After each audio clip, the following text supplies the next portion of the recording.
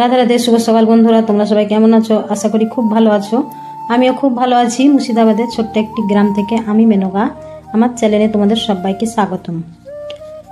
তো দেখো যে আজকে ভিডিওটা শুরু করেছি কি বলতো, যে সকালবেলায় ধরো স্নান করে নিয়েছি। তো স্নান করে নিয়ে তারপরে যে কিছু জামা কাপড় ধরো আজকেরও কিছুটা ছিল, আর হচ্ছে কি যে কালকারও কিছু ছিল, তো সেগুলোই নিয়ে চলে এসেছি ছাদের মধ্যে। তো ছাদের মধ্যে মেলে দিই।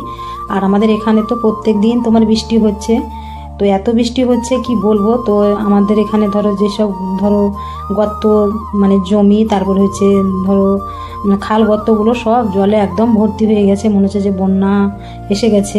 আর মানে কি মনে হচ্ছে বলো তো, যে বন্যায় মনে হয় এবার মানে হয়ে যাবে।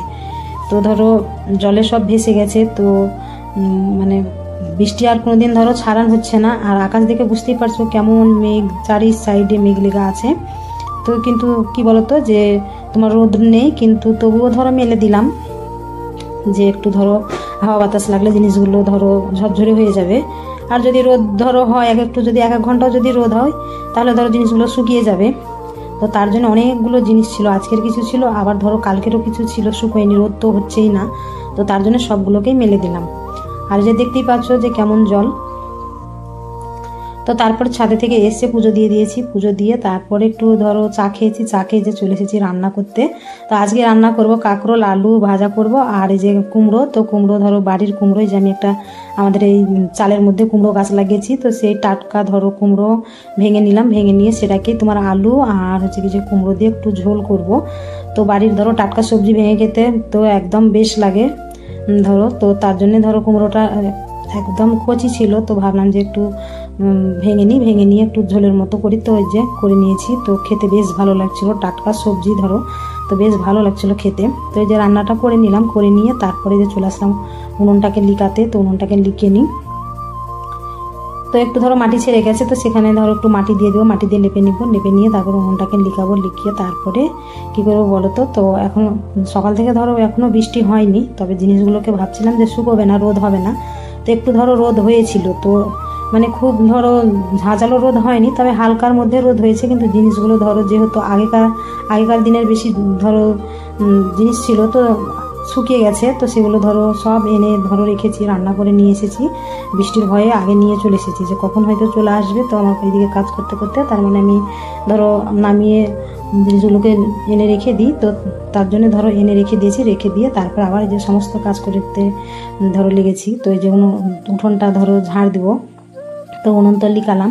লিখে আবার ধরো কলপারে বাসনগুলো আছে সেগুলো মাজবো। তো তোমার এই উঠোনটাকে ঝাড় দিয়ে নিই। তো এই যে সকালবেলায় ঝাড় দিয়েছি, তো দেখে বুঝতেই পারছো মনে হচ্ছে যে ঝাড়ই দেয়নি। তো কিন্তু সকালবেলায় ঝাড় দিয়েছি, আবার তোমার রান্না করার পরেও ঝাড় দিই, আবার একবার বিকালে ঝাড় দিই। 3বার করে তোমার উঠোন তোমার ঝাড় দিতে হয়। কেননা যে ছাগলগুলো আছে, তো ওরা ধরো এদের ছাড়া থাকে, ওর মারা বাঁধা থাকে, আর এরা ধরো যারা ছোটো ছোটো তারা ধরো ছাড়া থাকে, তো ওরাই বেশি নোংরা করে দেয়। তো তার জন্যে তোমার এই কী করি বলো তো, 3বার করে আমাকে উঠোন ঝাড় দিতে হয়। সকালে তো এমনিতে বাসি উঠোন ঝাড় দিতেই হয়, আবার ধরলাম রান্না করার পরে ঝাড় দিই, আবার বিকেলে ঝাড় দিই। তো তোমার ঝাড়টা দিয়ে নিচ্ছি। দিয়ে নিয়ে তারপরে তোমার যে ধুবো, মানে যেটুকু ধরো নোংরা করেছে দেখতেই পাচ্ছ, তো সেইটুকু ধুয়ে নেবো। ধুয়ে নিয়ে তারপরে তোমার ওদেরকে আবার খেতে দেবো। তো আগে ঝাড় দিয়ে নিই।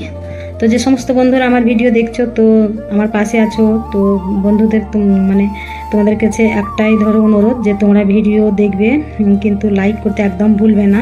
আর তোমাদের সুন্দর সুন্দর কমেন্টগুলো করবে। তো আমার পুরনো বন্ধুদেরকে আমার পাশে থাকার জন্য অনেক অনেক ধন্যবাদ।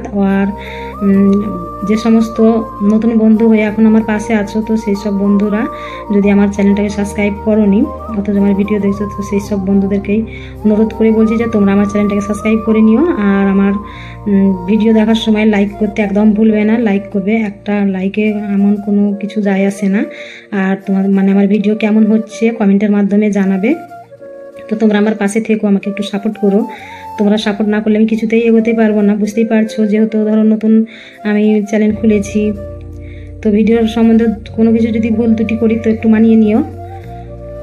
তো তারপরে কি করলাম বলো তো, যে ঝাড় দিয়ে তারপরে যে ধুয়ে নিয়েছি। এই যে বললাম না যে যেটুকু নোংরা করেছি সেটুকুই ধুবো। তো পুরো উঠান তো ধরো মানে পরিষ্কার হয়েই আছে।